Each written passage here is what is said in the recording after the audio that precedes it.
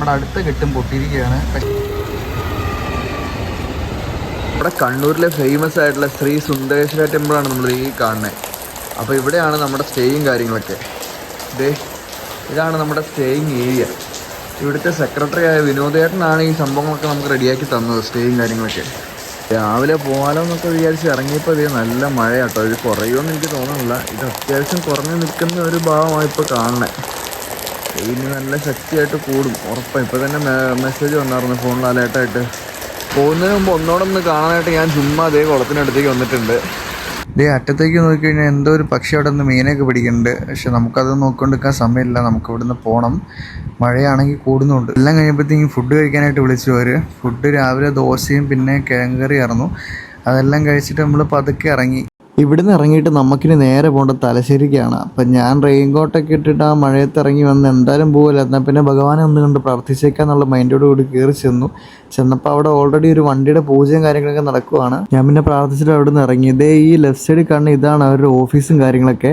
ഇതേ ആ കാർ കിടക്കുന്നതിൻ്റെ അപ്പുറമാണ് നമുക്ക് സ്റ്റേ ചെയ്യാനുള്ള സൗകര്യങ്ങളൊക്കെ നമ്മുടെ ഇവിടുത്തെ വിനോദേട്ടൻ സെറ്റാക്കി തന്നെ. അങ്ങനെ അമ്പലത്തിൽ നിന്ന് ഇറങ്ങി നമ്മൾ നേരെ തലശ്ശേരിയിലേക്ക് പോവുകയാണ്.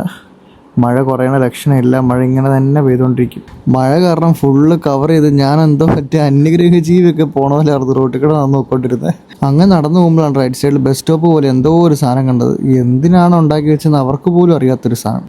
ജനങ്ങൾക്ക് അന്ന് പറഞ്ഞ് ഇങ്ങനെ ഓരോ കോപ്രായങ്ങൾ കാണിച്ചിരിക്കും. എന്നാൽ ജനങ്ങൾക്ക് ഉപകാരം ഉണ്ടോ അതുമില്ല, വെറുതെ വേസ്റ്റ്. ഞാൻ എന്താ പൊട്ടാത്തതെന്ന് ഇങ്ങനെ ആലോചിച്ചിരിക്കുമായിരുന്നു. അന്നേരമാണ് കറക്റ്റ് സമയത്ത് ബാഗ് നമുക്കിട്ട് പണി തരണത്. ഞാനതൊന്നും മൈൻഡ് ആക്കാണ്ട് നൈസായിട്ട് ബാഗ് എടുത്ത് വെച്ച് ഞാൻ നല്ല ടൈറ്റായിട്ട് അതങ്ങ് പിടിച്ച് കെട്ടിയിട്ട് പിന്നെ നടന്നു തുടങ്ങുവാണ്. ഇത്രയും നേരം അത്യാവശ്യം ഒരു ചെറിയ മഴയൊക്കെ ഉണ്ടായിരുന്നു. ഇപ്പം മഴയൊക്കെ മാറി ഒന്ന് സെറ്റായിട്ടുണ്ട്.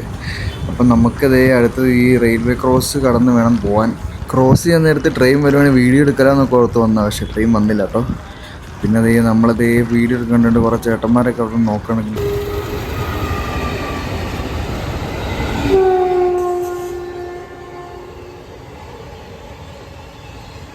അപ്പം നമ്മളിവിടുന്ന് മുഴുപ്പിലങ്ങാടി കൂടി ധർമ്മടം പിടിച്ച് നേരെ തലശ്ശേരിക്കാണ് പോണത്.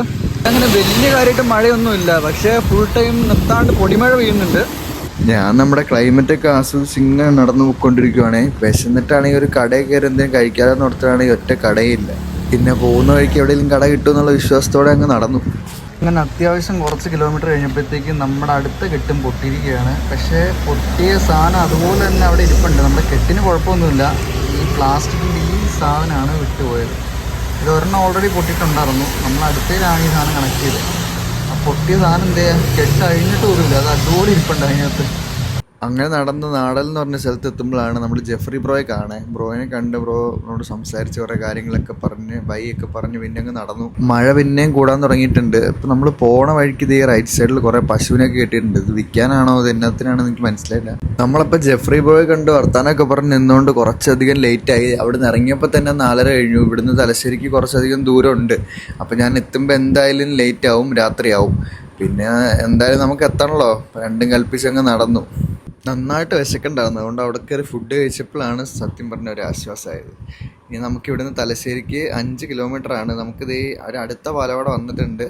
ഒരു ചേട്ടന് ഈ മഴയത്തവിടെ നിന്ന് മീനൊക്കെ പിടിക്കണ്ടേ. ഈ കാണുന്നതാണ് നമ്മുടെ കുയ്യാലിപ്പുഴ.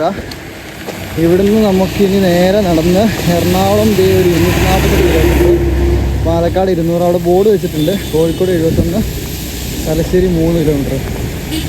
അങ്ങനെ നമ്മൾ തലശ്ശേരി ശ്രീ ജഗന്നാഥ ക്ഷേത്രത്തിൽ എത്തിയിട്ടുണ്ട്. നമ്മൾ ഇവിടെയാണ് സ്റ്റേ അടിക്കാൻ പോണത്.